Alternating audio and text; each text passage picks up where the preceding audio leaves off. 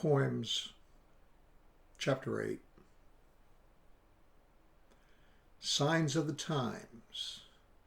Oh, one day I want to walk into a new car dealership and say, I'll take that there rolling beauty in bright red, and here's the cold cash.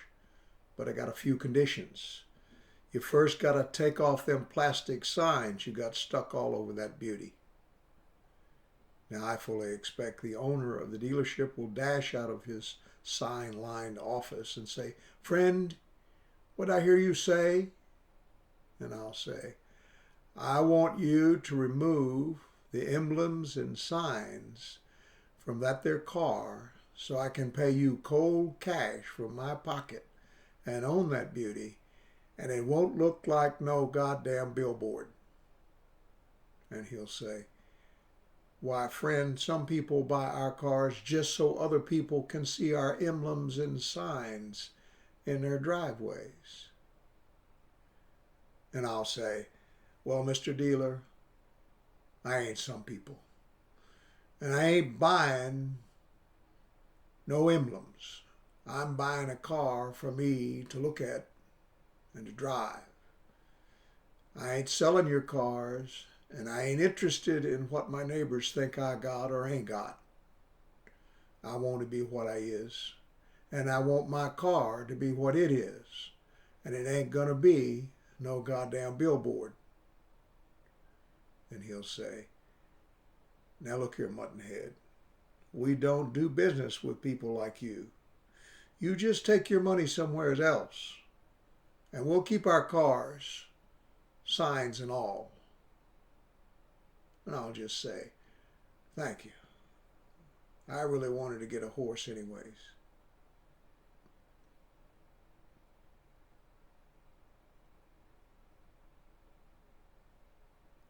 Denial of citizenship. I deny that I am a citizen of any country. While the nation claims to have power over me and power over the masses around me, I deny that I'm their citizen. Well, I'm not even civil, and I do not grant to the nation any power, whether for good or for evil, to do or not to do anything. I do not acknowledge any right of any corporate machine or of any archy to make boundaries that say, this piece of earth belongs to anyone. Nor may the nation issue papers and numbers to me that limit my being to any place at any time. What's the point? I can't be crowded from the earth except by death. And he who kills me or kills any man kills his nation, inasmuch as it's good. And inasmuch as it is evil, he kills nothing. And his nation was a lie. So, no more of my life shall be spent as a citizen. I will not be a witness for any group or for any cause, nor will I be used to make others submit to the will of the boundary makers and the paper pushers and the killers of the spirit of man. I hereby return my numbers: 1-858-0446, 452-6328, 043-59786, 010-5729, 366-413, 102-98247, 368841, 8615719, and 101-21-314. Please file them. The clear, sharp light. I put 2 large pillows at the head of the bed and a third longwise across them. I sat back on the pillows and let the light from the window stream across my writing pad. I relished that light. I could see clearly the white paper, my colored hand, the sharp marks of my pen. My eyes felt young. They danced through the letters, never guessing at what I wrote. Before artificial light, I suppose people did not know how soon their vision faded. If the sun starts your day and the dark marks your rest, then reading and seeing are routinely done in a blast of light where black is black and sharp lines define the whole world. Imagine the rhythm of life if it were just from sun to dark and dark to sun. You would match your natural gifts with the energies provided and enjoy the light rather than replace it. You would leave the dark for feelings, for memories, for love. Contemplation about the dead.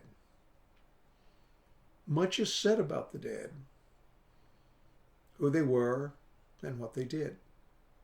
Selectively, it's always said, the bad is left out about the dead. And why not leave out the bad deeds? Can recitation make the dead take heed?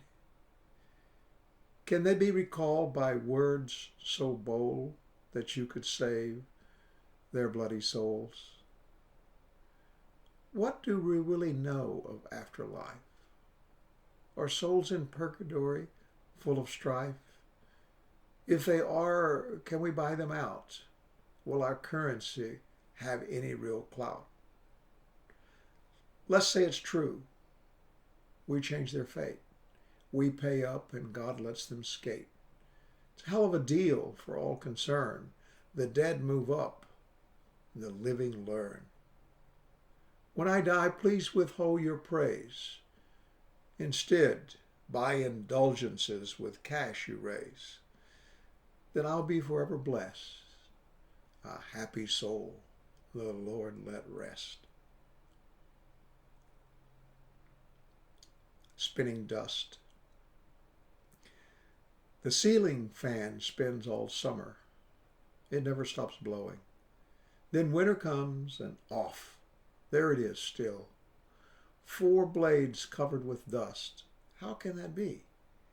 How can dust stick to spinning blades? If you threw dust at those spinning blades, it would blow back into your face. It's a special dust. Dust for spinning blades. Does it have little hooks that bite the wood like barnacles on a whale? It's piled up in spots on the ends, on the leading edges. In some places it hangs like moss. Other places are streaked from the swirls of air. I may not clean it this year. I may just let it spin another season to see how the dust patterns will change and how many hooks will grab the wooden blades. Executive travel. Met a woman from Encino on the plane.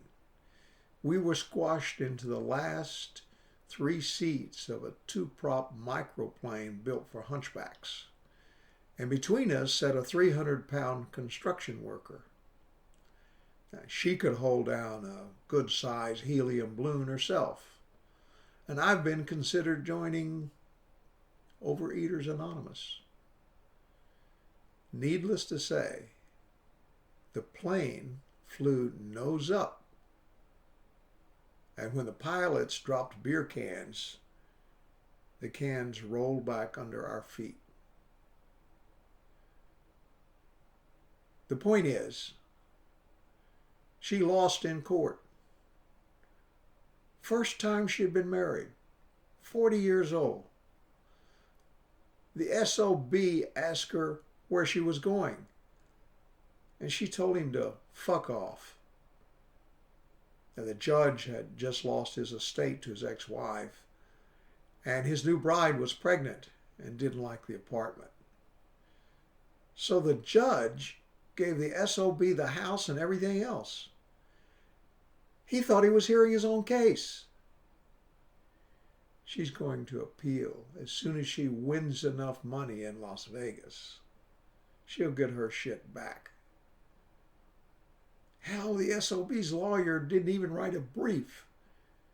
He'd just been cleaned out by his ex and had spoken privately with the judge. Really? A screwing by the judge worse than the SOB gave? The construction worker lived across the street from her.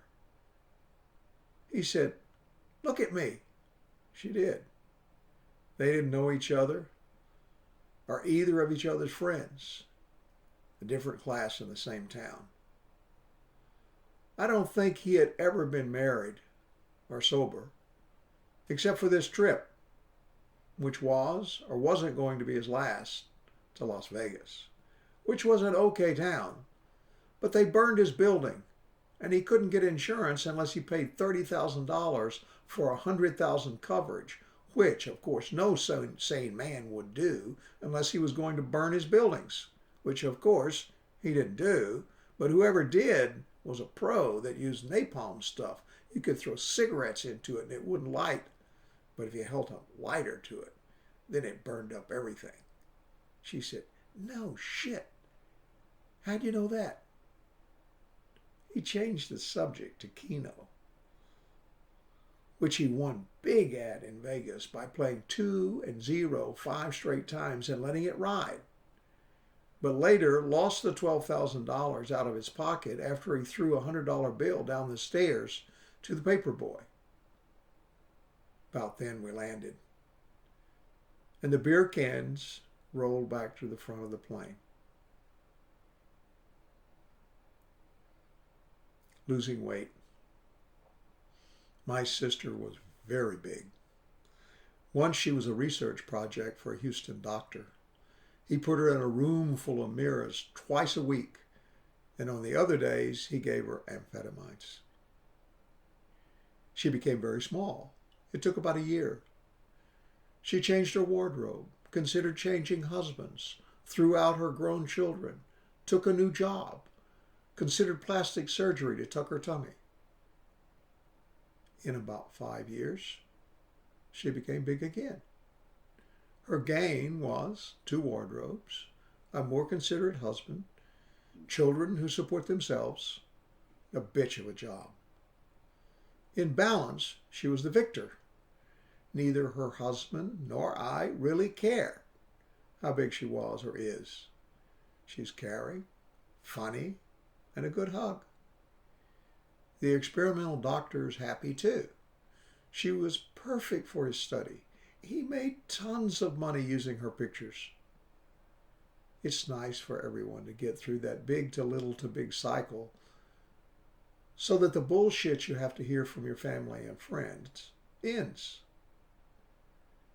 You can say, "Okay, assholes, I can do it." But it really isn't necessary because you're not treating me any better. And I like having people make sure I sit in sturdy chairs and next to the best food. Afterward, the family just says, "She did it," and I got tired of telling her she looks good. I was relieved to see her back to normal. We have the picture of her thin. We'll put it by her casket. I just don't feel good anymore when I see someone losing weight. It makes me think they're sick. They might have to go to the hospital, where anyone's lucky to get out alive.